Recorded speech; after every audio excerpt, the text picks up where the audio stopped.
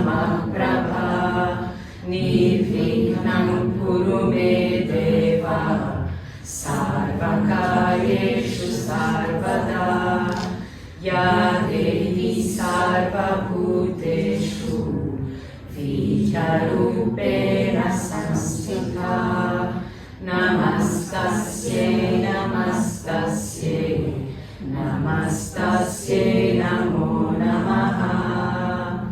E vamos concluir com Om Shanti Shanti Shanti.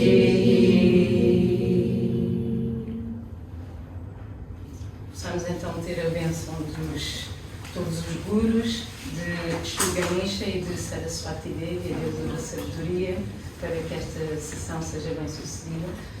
Ontem foi o dia de Saraswati Puja, portanto celebrou-se o dia em que esta energia de Saraswati Devi está mais presente na Terra, e é uma data que se chama Vasant Panchami. Vasant quer dizer primavera, então significa que nós agora estamos no inverno e que a natureza está gradualmente a preparar-se para começar a primavera.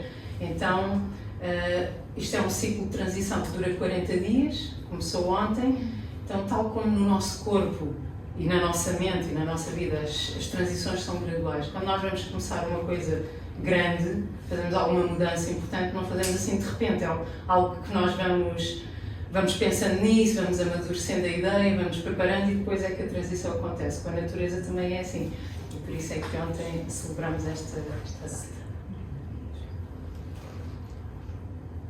Hoje vamos falar dos rituais hindus, que é algo que geralmente suscita bastante curiosidade. As pessoas veem nos templos e mesmo nas casas rituais a acontecer que são um pouquinho diferentes daquilo que estamos habituados na nossa cultura e que às vezes não percebemos muito bem porque é que acontecem ou como.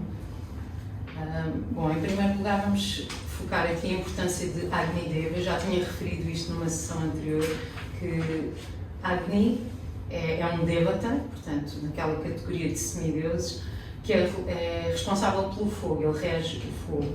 E como tínhamos dito também, Agni está presente não só no fogo propriamente dito, mas também dentro do nosso corpo, tudo o que tem a ver com combustão, como por exemplo a nossa digestão, também está relacionada com Agni. E ele é o portador de mensagens entre os planos espiritual e material, por isso quando nós queremos transmitir alguma mensagem à dimensão espiritual, fazemos os rituais sempre com o fogo como testemunha e como mensageiro. A nossa intenção é o que conta mais do que qualquer outra coisa. A consciência com que fazemos algo, oferecemos alguma coisa a alguém, é exatamente a mesma coisa que oferecer um presente a alguém, não é? Não é só o ato de oferecer em si, mas a intenção, o amor com que nós fazemos isso é que é o mais importante. Mas claro que depois também, se soubermos tecnicamente fazer bem as coisas, ajuda mais ainda. Mas então, Agni registra a nossa intenção, a energia que está a ser libertada naquele momento e leva a mensagem para de volta. Por isso é que ele está sempre presente. Falei há pouco dos Panchamahabhutas, que são os grandes 5 elementos que compõem a natureza material. Temos Tejas, que é o fogo, Jala, a água, Akasha é o éter, Vayu é o ar e Prithvi é a terra. Portanto, o mais subtil é a Akasha, é aquele que não se pode tocar, não se pode ver, não se pode cheirar, que é o éter, é o ar, é o cosmos, e é através do éter que se propagam as ondas sonoras. Por isso se diz que o som é o mais subtil dos elementos. E nos rituais está sempre presente o som. Tem sempre mantras, ou tem sempre um sininho a tocar, ou um búzio. Portanto, tudo isso são sons considerados auspiciosos que servem para elevar a energia. E também se diz que o universo começou através do som, não é? Porque é a energia mais subtil e vai andando gradualmente para o mais denso. Eu aqui, por acaso, não pus por essa ordem, mas logo a seguir ao Vayu, que nós podemos sentir, não é? O ar, o vento na nossa cara. Depois o fogo, depois a água, que uma pessoa pode tocar, inclusivamente ingerir, e depois naturalmente a terra, que é sólida. E aqui nos nossos dedos, nós também, no nosso corpo, passam canais energéticos que contêm estes 5 elementos e cada um dos dedos está relacionado com um deles. Agora não sei exatamente de cor, sei que este é o fogo e acho que este é a terra, agora os outros não sei de cor. Acho que o espaço, acho eu. Este o ar. Este aqui é a terra, não é? Terra e água. Exato. Pois este estava-me a lembrar que é a terra, porque quando se põe a tílaca, vocês sabem, já devem ter visto assim algumas pessoas na Índia, às vezes têm marcas na testa, um bindi ou 3 linhas ou uma marca de uma tílaca.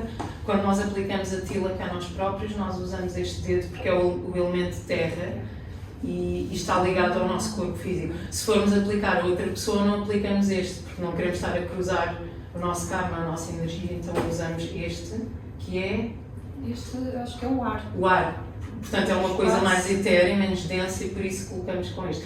E quando os guerreiros iam para a guerra usavam este, porque é o fogo. Precisam ter aquela energia de fogo naquele momento. Tudo o que existe aqui no mundo material é constituído destes 5 elementos, de uma combinação diferente dos 5 elementos, seja o nosso corpo físico, seja esta mesa, tudo, até mesmo as coisas invisíveis podem ser constituídas destes elementos sutis.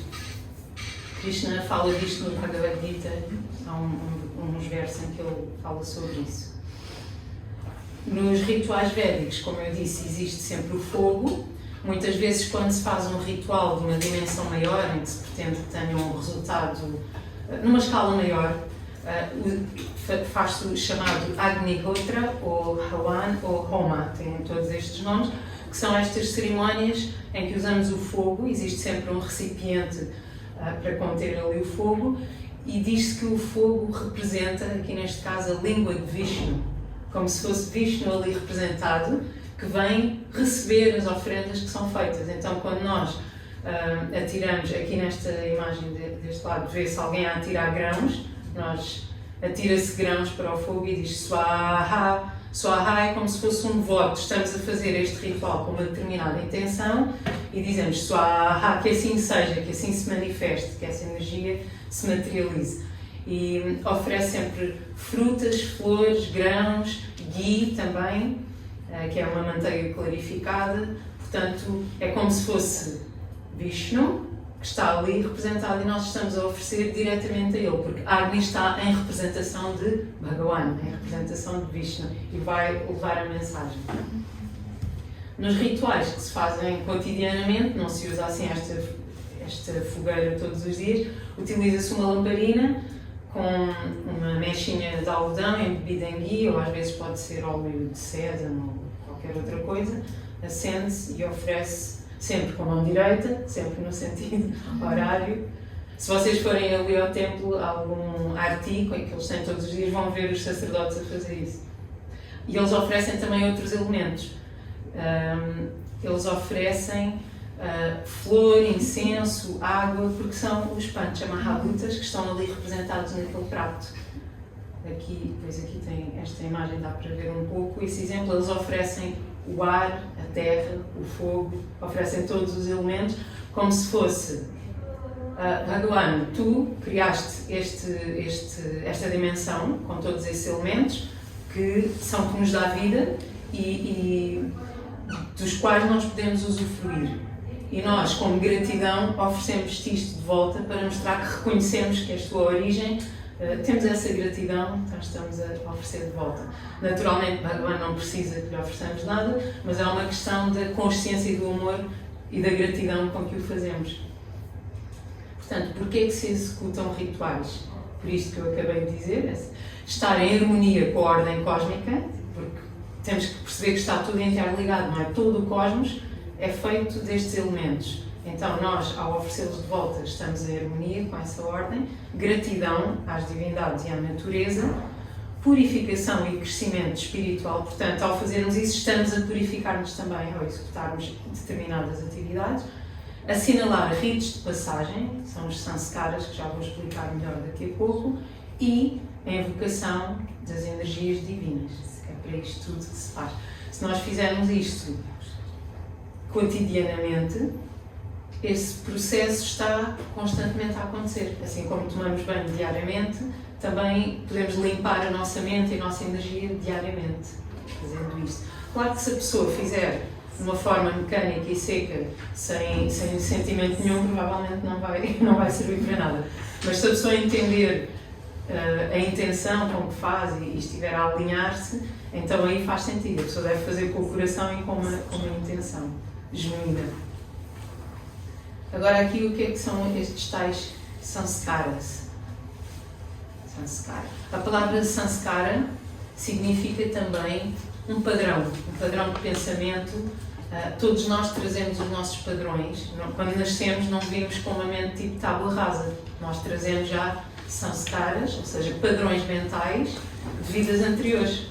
Então o padrão é como um sulco que vai sendo criado na Terra. Por exemplo, se nós passarmos todos os dias pelo mesmo sítio, vai-se criando ali um sulco, e se cair água naquele sítio, a água vai por onde o sulco está feito. É a mesma coisa que acontece com os nossos padrões mentais. Os nossos hábitos vão criando determinados sulcos na nossa mente e criam hábitos. Nós repetimos sempre aquele padrão, às vezes queremos mudar, mas não é fácil mudar porque a água corre sempre para aquele sítio onde o sulco já está feito. Então, apagar aquele sulco e fazer outro num sítio diferente é algo que dá muito trabalho, não acontece assim de repente. Portanto, um sanskara é isso, é um padrão que já trazemos de uma vida anterior e nós devemos trabalhar para eliminar aqueles padrões que são negativos, que não nos ajudam a evoluir. Todos nós sabemos quais são, não é? Todos nós na nossa vida conseguimos identificar quais são os padrões de comportamento que nós criamos que não nos ajudam no nosso crescimento e fazer um esforço ativo para mudar. O facto de executarmos rituais vai ajudar nisso. É algo que contribui para que esse esforço aconteça de uma maneira mais fluida e, para além disso, esta palavra sanskara também designa 16 rituais que normalmente um hindu faz durante a sua vida, que são 16 atos, rituais específicos que vão alterar de alguma forma os padrões. E a ideia é sempre elevar a consciência, limpar tudo o que há de negativo e tentar que a alma passe para o próximo nível de evolução. Isto começa ainda antes da concepção, é o chamado Garbhadhana Samskara, ou seja, os pais já se preparam para receber uma alma com determinadas características. Então já começa aí a preparação, os próprios pais fazem um ritual para que a sua energia esteja tão elevada quanto possível, para quando forem conceber, atraírem uma alma que esteja naquela vibração. Depois, no terceiro mês de gravidez, faz-se um outro ritual para que tudo corra bem durante a gravidez, o parto, para que aquela alma que ali está esteja protegida. No sétimo mês faz-se outro, Simantanayana. Logo assim que a criança nasce, há um outro ritual chamado Jatakarma. Depois, eu não me lembro exatamente das datas, mas é ao fim, acho que é no sexto dia, se não me engano, faz-se o Namakarana, que é a cerimónia de dar o nome, portanto há todo um ritual, dá-se banho ao bebê, cantam-se bhajans, fazem-se ofrendas e dá-se oficialmente o nome. Nesta cultura também o nome é algo muito importante, não é? É a vibração, a energia que aquela pessoa vai carregar durante a vida. Depois, Nishkramana é um outro ritual que é o primeiro passeio, portanto, os bebés ficam em casa durante um tempo, eu acho que é ao fim do mês ou um mês e tal que eles saem pela primeira vez à rua, portanto, para estarem protegidos, não é? Num ambiente mais seguro e depois saem à rua.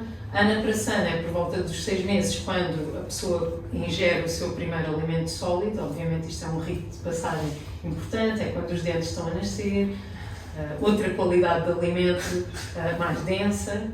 Depois o Chudakarana é o primeiro corte de cabelo. Os bebés têm aquele cabelinho de bebê, depois corta-se e nasce o segundo cabelo, que é mais forte. O cabelo também tem uma importância grande na cultura indiana, porque os cabelos funcionam como antenas que sentem a energia à nossa volta e que carregam a energia.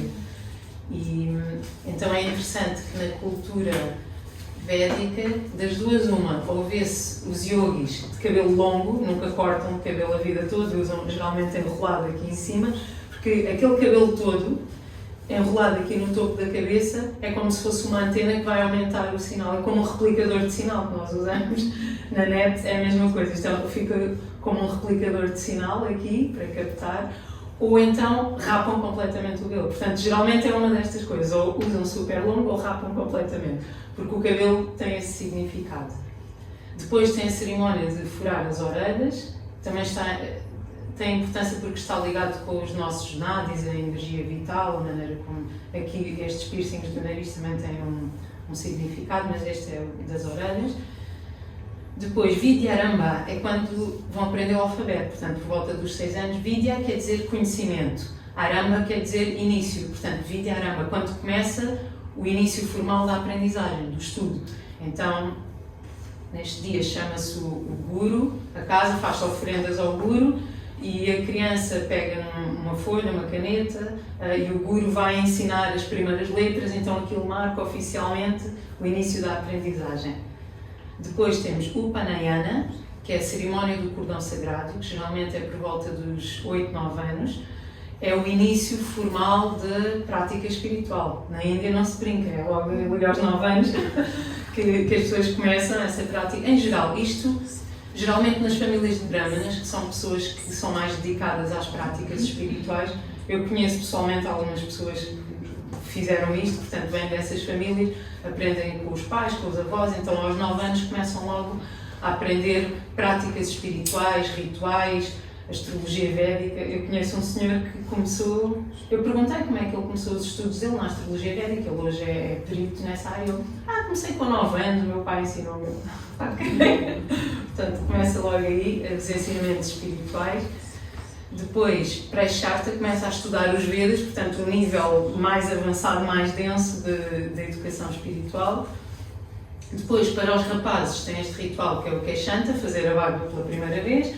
Para as raparigas, Rutushuddhi, que é a primeira menstruação. Portanto, estes são ritos de passagem, quando estão na puberdade, vão passar para um novo ciclo e também celebra-se tudo isso com um ritual. Depois, Samavartana, cerimónia de graduação, quando a pessoa acabou os seus estudos. Depois, Vivaha, casamento. Claro que nem todas as pessoas casam, mas pronto, para quem casa é esse o rito de passagem, que o fogo é um elemento central também.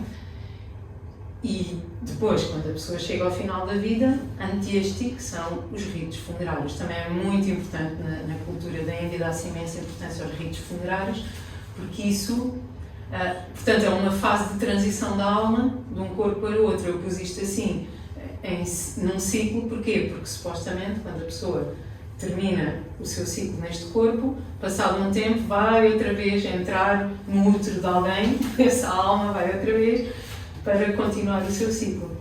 Então, estes ritos funerários vão, de certa forma, determinar como é que vai ser o processo dessa alma nesse rito de passagem, que não deve ser muito fácil, não é? Abandonar o corpo físico, estar temporariamente noutra dimensão e depois adquirir um outro corpo, começar a aprendizagem toda de novo, não é fácil.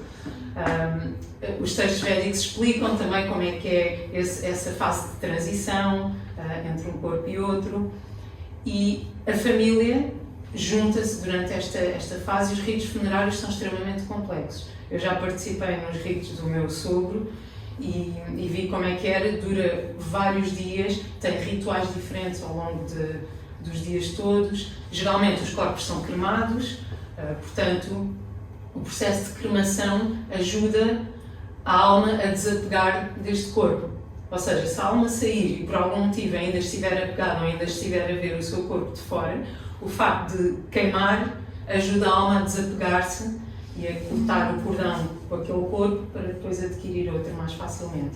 Então são feitos estes rituais. Têm que ser os membros da família porque estão karmicamente ligados àquela pessoa, não é? Nós quando nascemos numa família é porque temos um karma com aquelas pessoas, então são os membros da família que fazem esse ritual ao longo de vários dias. Cozinha-se, canta-se, faz-se vários tipos de cerimónias em datas específicas.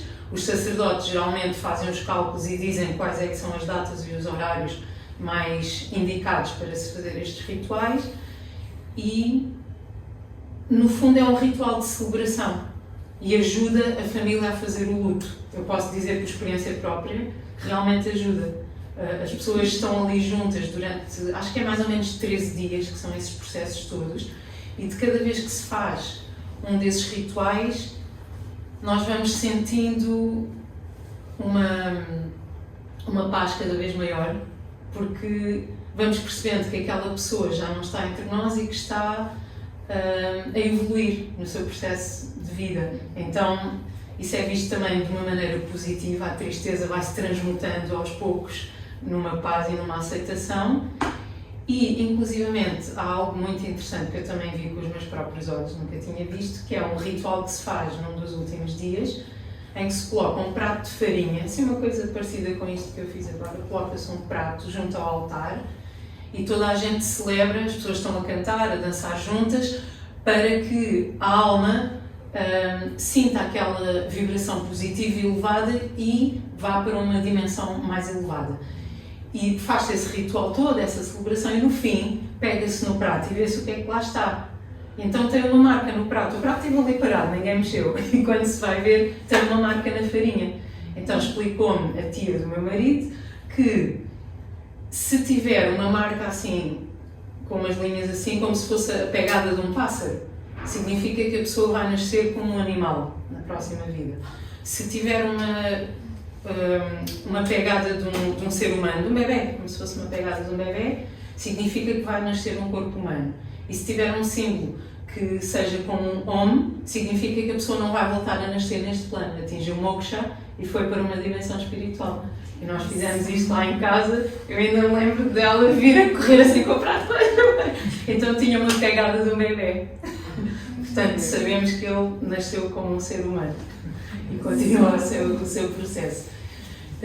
Krishna também explica no Bhagavad Gita que agora arrepiei. Às vezes as pessoas quando estão karmicamente ligadas à sua família, muitas vezes é como elas nascerem novamente na mesma família. Às vezes os laços não se quebram. Essa pessoa que morreu às vezes pode nascer novamente na próxima geração, como um filho, um sobrinho, etc.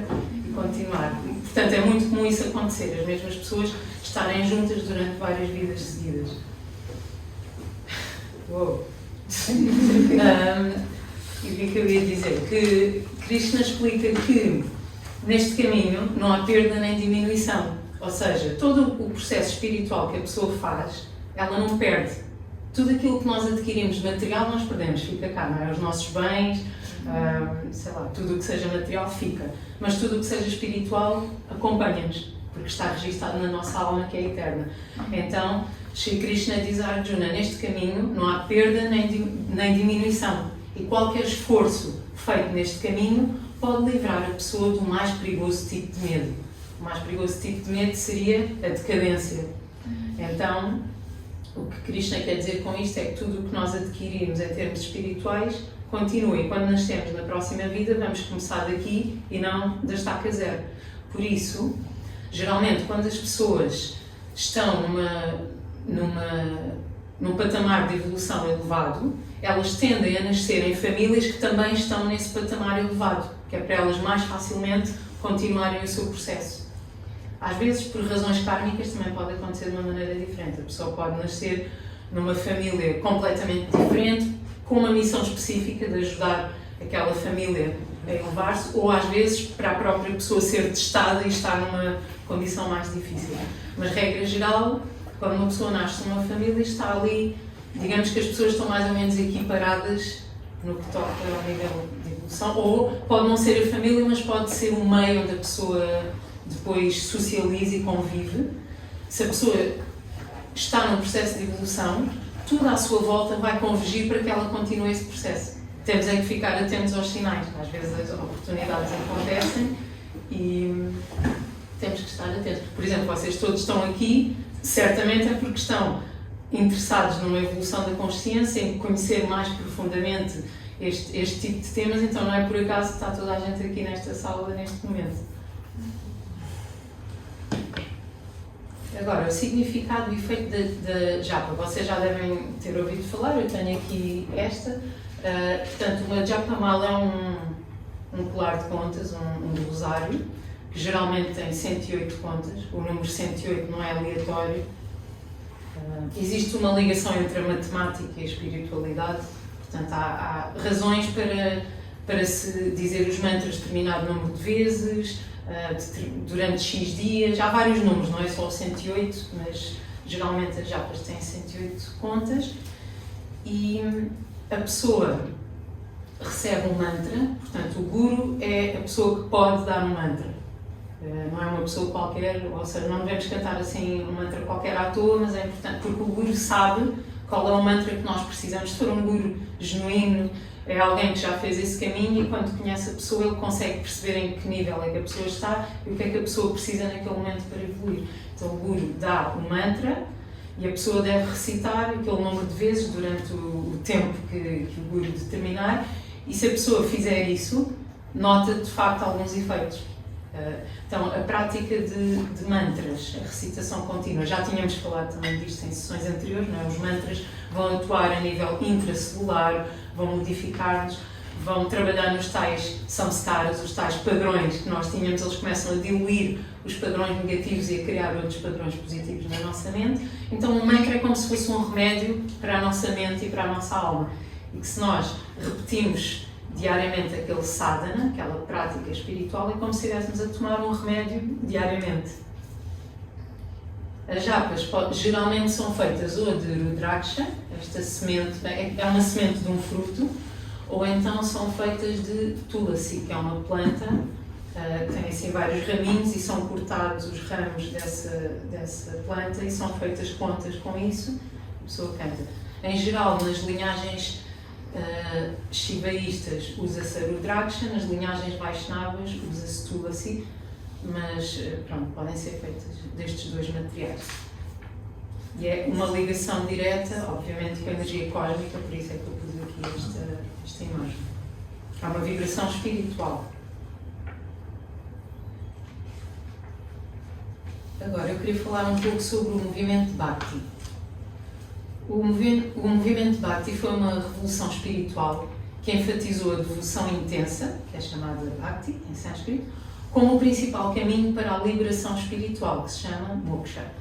Surgiu em resposta a várias circunstâncias sociais, religiosas e políticas que moldavam a Índia entre os séculos VI e IX depois de Cristo, no sul da Índia, e entre os séculos XII e XVII no norte. Essas condições criaram um ambiente propício para um movimento espiritual que enfatizava a devoção direta a Deus, sem a necessidade de intermediários. Quais foram essas circunstâncias sociais, essa mudança? Então, a explicação que me foi dada é que a humanidade nem sempre funcionou da mesma forma, e vamos falar disso hoje também, que existem várias yugas, várias eras, em que as pessoas têm capacidades diferentes. Em Satya Yuga, toda a gente estava naturalmente sintonizada com o divino. As pessoas já eram assim por natureza, não precisavam de fazer um esforço. A pessoa já sabia inerentemente que essa energia divina está em tudo, está em mim, está nos outros, está na natureza, não era preciso fazer um ritual específico para a pessoa se lembrar disso. Então as pessoas simplesmente utilizando dhyana, meditação, sintonizavam-se e recebiam as respostas que tinham que receber e pronto, era tudo muito simples. Com o passar do tempo, a nossa natureza vai entrando em declínio e vamos estando cada vez mais afastados disso. Vamos criando camadas cada vez mais densas e a humanidade vai-se degradando. Enfim, há pessoas que estão completamente distantes desse tipo de realidade. E como vocês viram logo na primeira sessão que falámos das invasões e todas aqueles episódios brutais da história da Índia que duraram mais de 1000 anos, obviamente que isso trouxe transformações gigantescas na sociedade e as pessoas não eram livres, as pessoas estavam completamente em pânico todos os dias, com medo de serem mortas por qualquer coisa. Portanto, as pessoas tinham que fazer as suas práticas espirituais em segredo, os casamentos eram feitos à noite para não serem destruídos, todas essas coisas tinham que ser feitas de uma forma um bocado secreta e a moral das pessoas estava em baixo, combinado com isto da nossa mentalidade tornar-se mais densa e não estarmos tão despertos. E então o movimento Bhakti surgiu nesta época precisamente como uma resposta a isso. As pessoas precisavam que o seu ânimo, a sua moral fosse levantada de alguma forma. Nem todas as pessoas nesta época tinham contato direto com os Vedas, a filosofia védica, que é mais densa, que é escrita em sânscrito, que nem toda a gente tinha acesso a isso, só os sacerdotes. precisavam de conseguir conectar-se ou ter algum alento de alguma forma. Então foi nesta época que surgiu este movimento de Bhakti, enfatizando essa devoção direta a Deus, em que cada pessoa pode individualmente estabelecer essa ligação com o divino, sem precisar de intermediários. É algo muito íntimo e muito pessoal. Portanto, isto é mais ou menos o que eu disse agora. No período védico inicial, as práticas eram centradas em rituais, nem sequer existia templos no início, e os yogis tinham esse contacto direto com o divino só por meditação. Depois surgiu o budismo, portanto ali o hinduísmo sofreu também ali tremeu um bocadinho, as invasões persas e islâmicas. Depois disto tudo vieram os Puranas, o Ramayana, o Mahabharata. Essas figuras heróicas como Rama ou Krishna inspiraram a população. E no século VII, Adi Shankaracharya, que está aqui nesta imagem, ele fez uma completa reforma revitalizando o Sanatana Dharma. Portanto, nesta altura, no século VII, o budismo era muito mais popular na Índia, só que o budismo nega os Vedas. Portanto, digamos que estava a haver uma transformação cultural. E o que Adi Shankaracharya fez foi fazer com que o hinduísmo fosse renovado, se tornasse mais popular novamente. Ele estabeleceu templos e ashramas por toda a Índia. Ele viajou pela Índia inteira e deixou templos e escolas em todo o lado. Eu, por acaso, visitei um desses ashramas quando estive lá no sul da Índia. Portanto, eles seguem essa linhagem desde o século VII, sem ter havido quebras na sucessão discipular. Portanto, num período mais tardio, começou a haver a construção de templos, que começaram a tornar-se os centros da vida social, com manifestações artísticas devocionais a acontecer. Ou seja, a arte, na Índia, desenvolveu-se como uma expressão de Bhakti. Toda a arte, seja pintura, escultura, arquitetura, dança ou música, está sempre intimamente ligada a este espírito de Bhakti, esta devoção. Todas as danças clássicas vêm dos Vedas, a música também. Todos os templos, as esculturas têm sempre este tipo de temas divinos, são inspirados nos textos védicos, nos Puranas. Se uma pessoa está num templo e vê as esculturas, aquilo é como se fosse uma banda desenhada. A pessoa está a ver e reconhecer, se conhecer as histórias, consegue reconhecer os episódios que estão ali esculpidos. E, inclusivamente, os reis, eles financiavam os artistas e os poetas e toda essa classe intelectual e artística com o objetivo de manter este espírito de Bhakti vivo. Portanto, se nós hoje em dia temos acesso a isso, se formos à Índia, temos aqueles templos belíssimos, aquelas esculturas maravilhosas, temos estas formas de arte incríveis, tudo isso acontece por causa de Bhakti. Devoção foi o que moveu aquilo tudo e é por isso que essa arte existe. Temos, assim, dois grupos ligeiramente diferentes. O movimento Bhakti começou no sul da Índia e depois, aos poucos, é que se foi estendendo ao norte. Temos um grupo que são os Alvars, que são devotos de Vishnu, e os Nayanas, que são devotos de Shiva, mas ambos faziam mais ou menos o mesmo. Eles escreviam poesia e compunham canções devocionais em várias línguas, portanto, línguas locais, acessíveis às pessoas comuns, não apenas em sânscrito. O que eles faziam era eles estudavam os Vedas e depois simplificavam aquele conteúdo que é denso do ponto de vista filosófico, tornavam-no mais simples, escreviam-no em línguas locais para qualquer pessoa pudesse ler e geralmente transformavam-no em poemas ou em canções, porque é muito mais fácil para as pessoas recitarem, cantarem, passarem as histórias. E a prova disso é que ainda hoje, portanto isto começou no século VII, ainda hoje nos templos, as canções que se cantam são estas canções que foram compostas por estes poetas. Se vocês forem ali ao templo daqui a bocado e participarem no programa espiritual, vão ver que as pessoas estão a cantar, são estes bhajans, estas músicas devocionais populares, folclóricas, que se tornaram populares graças a estas pessoas. São os bhajanas, são chamados bhajanas ou kirtanas, que é a música mais popular, não é algo assim tão erudito, e depois temos a música clássica, que essa sim é mais erudita. Dentro da música carnática, que é a música clássica do sul da Índia, temos estes três poetas que são considerados os pais da música carnática, portanto eles fizeram isso. Quando se canta aquelas músicas, está lá imenso conhecimento filosófico escondido. A pessoa pode não perceber à primeira, mas quem for conhecedor dos Puranas ou dos Vedas consegue perceber as referências que estão ali. E no teatro e na dança acontece a mesma coisa. As artes performativas têm como objetivo pegar nesse conhecimento védico e levá-lo à audiência.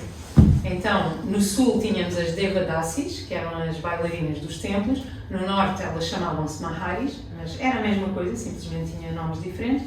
E elas praticavam dança como uma oferenda diária nos templos. As danças são sempre baseadas em poesia devocional, seja em sânscrito, seja em línguas locais, ou nos Puranas, ou no Mahabharata, ou no Ramayana, ou nos Vedas. Portanto, o objetivo é sempre, através da arte performativa, fazer esse conhecimento chegar ao público e elevar a consciência, não só de quem está a fazer, mas de quem está a assistir. O movimento Bhakti no norte da Índia foi um pouco mais tardio, começou mais ou menos no século XII, e temos aqui 4 figuras que se destacaram nesse movimento, vários mestres: Srinivasacharya, Shivalabhacharya e Chaitanya Mahaprabhu. Cada um deles pertencia a uma linhagem filosófica ligeiramente diferente, portanto eles tiveram muita importância. Por exemplo, aqui este templo, daqui Radha Krishna, todos os sacerdotes e os mestres que inauguraram o templo, eles pertencem a esta linhagem de Shivalabhacharya. Portanto, os rituais que são feitos aqui são de acordo com esta linhagem. Este movimento de Chaitanya Mahaprabhu surgiu no século XV na Índia, tinha como objetivo fazer com que as pessoas cantassem mantras, cantassem os nomes divinos e isso pudesse elevar a sua consciência. Portanto, este movimento era muito democrático, portanto, qualquer pessoa podia praticar de uma maneira muito simples. A expressão deste movimento hoje em dia é aquilo que se conhece aqui no Ocidente como o movimento Hare Krishna. Começou na Índia no século XV, teve a sua sucessão de mestre-discípulo e depois, no século XX, houve um guru que veio para o Ocidente e propagou esta filosofia. Por acaso, de Nimbarkacharya não conheço assim nada em particular que eu possa citar como exemplo. Segundo esta filosofia, Chaitanya Mahaprabhu, ele é uma junção das energias de Radha e Krishna. Portanto, há alguns textos que explicam isto. É como se fosse a energia de Radha e Krishna juntos, que nasceu uma pessoa neste planeta com essa energia e veio com essa missão de trazer um processo de bhakti que fosse muito facilmente praticado por todo o tipo de pessoas, e a missão dele era espalhar isso o mais possível para que o maior número possível de almas conseguisse conectar-se com uma prática que é simples, não exige grandes rituais nem coisas muito complexas. Este movimento de Sankirtana basicamente tem a ver com cantar os santos nomes, portanto há um mantra que é cantado, tem como objetivo alcançar Deus, alcançar a realização do divino, através de 5 tipos de relacionamentos, e é explicado que cada um de nós, enquanto alma individual na dimensão espiritual, já tem um tipo de relação específica com o divino. Nós é que não sabemos qual é, não nos lembramos, estamos temporariamente com aquele véu de Yoga Maya, mas que eternamente existe essa relação. E estes processos têm como objetivo ir tirando os véus para nós sabermos qual é que é a nossa natureza original. Então estes 5, eu por acaso acho que não escrevi aqui nos slides, mas vou dizer, os 5 tipos de relacionamentos que se pode ter com o divino seria, vou começar do mais distante para o mais íntimo. Shanta Rasa. Shanta significa tranquilo, pacífico, neutro.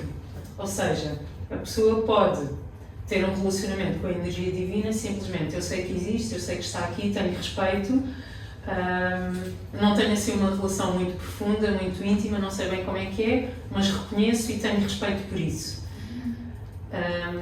Depois, Dasya Rasa. Dasya significa relacionar-se com Deus como um servo, ou seja, Deus é o meu mestre, o meu guru, hierarquicamente superior a mim, e eu sirvo com esse amor tenho muito respeito. Imagina uma pessoa que nós respeitamos imenso, admiramos muito e nós temos vontade de fazer coisas por essa pessoa, mas temos um relacionamento distante porque, pronto, não temos um relacionamento um pouco reverente, não é alguém que seja tu cá, tu lá. Portanto, esse é o Dasya Rasa. Depois, Sakya, amizade. Ver Deus como um melhor amigo. Aquele amigo com quem nós fazemos tudo, temos super intimidade e podemos falar tudo à vontade. Há quem tenha esse relacionamento. Por exemplo, Arjuna tinha esse relacionamento com Krishna. Ele até diz isso durante o Bhagavad Gita. Krishna manifesta a sua forma universal, ele vê que Krishna é tudo. Ele está presente em todos os planetas e ele diz: então este tempo todo eu andei aqui a falar contigo como se fôssemos amigos, assim, e agora é que eu estou a perceber quem tu és. E em Vrindavana, quando explica-se que Krishna, quando vive no seu planeta em Vrindavana, ele tem imensos amigos, assim da idade dele, crianças que ficam a brincar com ele, e que se eles olhassem para ele como se fosse um ser superior, não tinham aquilo à vontade, não é? Para estarem a brincar, a fazer palhaçada. Então é um relacionamento um pouco mais íntimo, um melhor amigo. A seguir vem Vatsalya Rasa, que é relacionamento parental. Há pessoas que veem Deus como o seu pai ou a sua mãe, aquele que toma conta de mim, aquele que dá colo, aquele que me dá conselhos quando eu preciso, aquele que me chama a atenção quando eu estou a fazer disparates. Portanto, é uma relação também bem íntima, como nós temos com o nosso pai ou com a nossa mãe, ou o contrário, podemos ver Deus como o nosso filho. Uma pessoa ter um amor maternal ou paternal, geralmente o nosso amor pelos nossos filhos é algo assim automático, é inerente, não é preciso fazer um esforço. É aquele amor incondicional de estar sempre a ver se ele está bem, se precisa de alguma coisa, cuidar dele. Claro que Deus não precisa de nada, mas é aquele amor da pessoa cuidar dele como se fosse o seu filho querido. E por último, temos Madhurya Rasa, que é o relacionamento conjugal. Portanto, Deus ser o nosso marido, a nossa mulher, aquela pessoa que nós amamos de uma forma mais íntima. E então é possível ter estes 5 tipos de relacionamentos com o divino. E claro que a mensagem principal deste movimento Sankirtana é Bhakti é um caminho para todos, absolutamente todos, não é preciso ter nenhuma qualificação especial, é só desenvolver devoção e este relacionamento direto e íntimo com o divino. Eu agora vou falar aqui só muito brevemente das expressões contemporâneas de Bhakti. Portanto, foi um movimento que começou já há muitos séculos, mas que se mantém nos nossos dias e que inclusivamente os textos védicos dizem que é o tipo de prática adequada à nossa era de Kali Yuga. É a prática mais imediata. Em que existem várias linhagens diferentes dentro deste processo de Bhakti, em que é que estas se diferenciam das restantes. Portanto, é uma adoração direta e pessoal ao divino, como falámos aqui destes 5 tipos de relacionamentos. É um caminho de reconexão, como eu dizia, é explicado nestas linhagens que essa ligação sempre existiu, nós esquecemos, e é simplesmente reconectar, lembrar-nos outra vez dessa natureza que sempre existiu. Temos aqui exemplos de alguns movimentos. Temos a ISKCON, que é conhecida como movimento Hare Krishna, que vem desta linhagem Gaudiya Vaishnava. Temos o movimento de Ama. Embora Ama ela seja considerada uma manifestação de Durga Devi, portanto não é uma linhagem Vaishnava, Durga Devi que é a mãe do universo. Então diz que ela canaliza essa energia da mãe e que as pessoas quando a veem ou quando recebem o abraço é como se fosse a mãe a abraçar a pessoa. Já tive com ela. Já? Eu não conheço, por acaso gostava de experimentar. E sentiste isso? Sim. E como fui como voluntária, estive bem perto dela, porque quando a Ama abraça, ela também dá uma pétala de uma flor e um repousado à pessoa. E nós, como voluntários, temos a oportunidade de sermos nós a colocar na mão dela para aí 2 para 3 pessoas, então colocamos na mão e fazemos um simulado. Então, ou seja, eu estou aqui a dar este exemplo para dizer que em todas as linhagens pode acontecer Bhakti. Portanto, não só na linhagem Vaishnava, mas nas outras também. Na linhagem de Shiva também, mesma coisa. Depois temos o movimento Bhakti Marga, que tanto quanto sei, eles reúnem também linhagem Vaishnava com linhagem Shakta, portanto as duas coisas funcionam em simultâneo. E Sahaja Yoga, também não conheço muito sobre este movimento, sei que também está dentro desta categoria de Bhakti. Portanto, todos estes podem ter as suas diferenças filosóficas, mas o que têm em comum é enfatizar esta prática de devoção direta como uma prática cotidiana. Pronto, aqui temos a Sri Bhaktivedanta Swami Prabhupada, que foi o fundador da ISKCON, aqui no Ocidente. Eu posso colocar uma questão.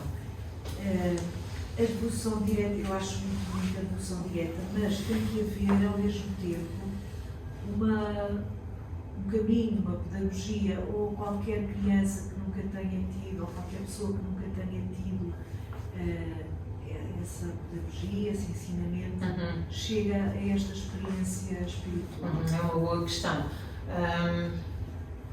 Estou a lembrar-me do exemplo do Bhagavad Gita. Krishna explica que há 3 tipos de yoga, ou seja, yoga significa conexão, reconexão com o divino. E ele diz que existe Karma Yoga, Jnana Yoga e Bhakti Yoga. Então, Karma significa ação. A pessoa pode fazer a sua prática espiritual através das suas ações neste mundo, da relação com o mundo. Então, a pessoa, por meio de ações práticas, por exemplo, as pessoas que são filantropos, eles reconhecem o divino nos outros, no mundo, querem servir a humanidade, então fazem essas ações que estão a limpar o seu karma e que estão a fazer com que elas evoluam e com que os outros, que ajudem os outros a evoluir. Portanto, por exemplo, uma pessoa que possa financiar projetos de educação ou de trazer cuidados básicos às pessoas, está a fazer Karma Yoga. Ou se a pessoa não consegue fazer isso numa escala muito grande, pode, por exemplo, ter o seu trabalho. Não quer dizer que todas as pessoas que praticam uma prática espiritual tenham que ser ascetas ou tenham que estar desconectados do mundo, não é nada disso. A pessoa pode ter a sua vida familiar, o seu trabalho, o seu negócio, seja o que for, estar completamente envolvida com a dimensão material, mas simultaneamente estar a cultivar essa sua relação da sua alma com o divino. Então há muitas pessoas, entre hindus, isso é se calhar o mais comum, a maior parte das pessoas são karma yogis, têm a sua vida comum e depois pegam num bocadinho do lucro que fizeram no seu trabalho e oferecem a um templo, a um sacerdote, e estão a usar isso para fazer aquele serviço para aquela divindade. Ou é muito comum também, conheço várias pessoas que fazem isso, cozinham em grande quantidade e distribuem às pessoas na rua. Na Índia é super comum fazer isso, entre vizinhos, dar comida a pessoas que estejam a precisar. Portanto, isso é uma prática. Depois temos Jnana Yoga, reconectar-se com o divino através do conhecimento. Então, sim, aí entra isso que referiu de uma doutrina ou de um conhecimento filosófico, no fundo é isto que estamos aqui a fazer, de certa forma. Portanto, a pessoa conhecer de uma forma cada vez mais profunda todos estes mistérios, toda esta filosofia, porque é que isto é assim, porque é que isto se pratica assado, e isto tudo também são formas de nós podermos evoluir. E por fim, Bhakti, que significa devoção. E Krishna explica que todos estes são importantes e a pessoa deve fazer aquilo que conseguir. Simplesmente, Shri Krishna explica que há uma hierarquia.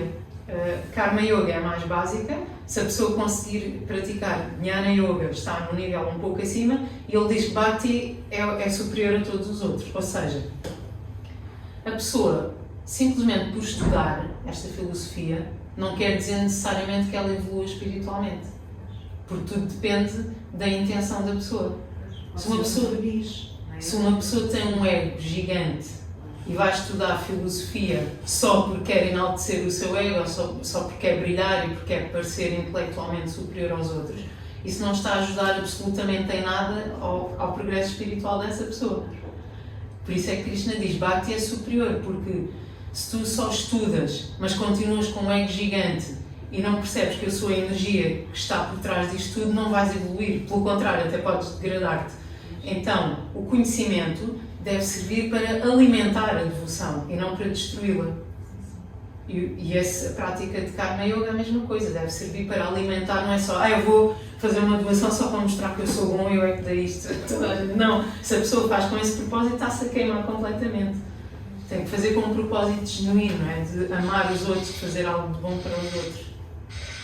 Então, muitas vezes, Bhakti pode e deve ser alimentada por este tipo de conhecimento. Não é? As pessoas devem transmitir esse conhecimento aos seus filhos, às próximas gerações, para a pessoa entender. Também uma coisa que acontece muito na Índia é as pessoas com o tempo foram perdendo a informação, e muitas pessoas fazem certas práticas ou certos rituais sem saberem porque é que fazem. Já não se lembram, já se foi perdendo de geração em geração, se calhar também em períodos em que havia fome, que havia guerra, as pessoas tinham que pensar na sua sobrevivência e não estarem a pensar em filosofia, não é? Então é normal que isso tenha acontecido. E muitas vezes, pessoas assim, mais jovens, perguntam aos pais ou aos avós: mas porquê é que nós temos que estar a fazer este ritual? Porquê é que temos que oferecer a lamparina? Porquê é que se come com a mão direita e não com a esquerda? Porquê é que não sei o quê? Porquê é que este Deus é importante? E os pais e os avós às vezes não sabem explicar. Eles fazem só porque sim, porque aprenderam e repetem aquilo que fizeram, e se calhar até fazem de forma muito genuína, às vezes basta a devoção e eles não precisam de questionar mais nada. Mas há pessoas que têm essa necessidade de questionar e precisam de saber, e isso varia de pessoa para pessoa. Então, esse tipo de pessoas, se tiver uma explicação lógica, faz-lhes sentido: ok, agora entendi, já estou a perceber que isto não é uma coisa oca que se faz só por fazer, já entendi qual é o benefício que eu vou ter. Então isso pode alimentar essa devoção, essa evolução espiritual. Uma das razões também pelas quais eu decidi começar a fazer estas sessões de introdução ao hinduísmo aqui, neste sítio, foi precisamente por isso, porque às vezes ouço muitos miúdos, assim, sei lá, na casa dos 20 ou assim, dizer: os meus pais lá em casa não sabem explicar porque é que fazemos isto assim assado, e então é importante. Há famílias que fazem isso, eu conheço muitas famílias, geralmente os que são de famílias de brahmanas são pessoas que dão mais importância ao conhecimento, são famílias de professores, intelectuais, etc. Isto está mais presente. Então, os meus gurus são tudo pessoas que nasceram em famílias assim, que começaram a aprender em casa, desde o berço, com a sua família, e depois, mais tarde, continuaram a sua prática espiritual com outros gurus. Portanto, sim, o conhecimento filosófico sempre os acompanhou e eles podem sempre explicar. Mas mesmo uma pessoa que seja iletrada pode evoluir espiritualmente e tornar-se um yogi e atingir moksha. Portanto, as duas coisas não estão diretamente ligadas.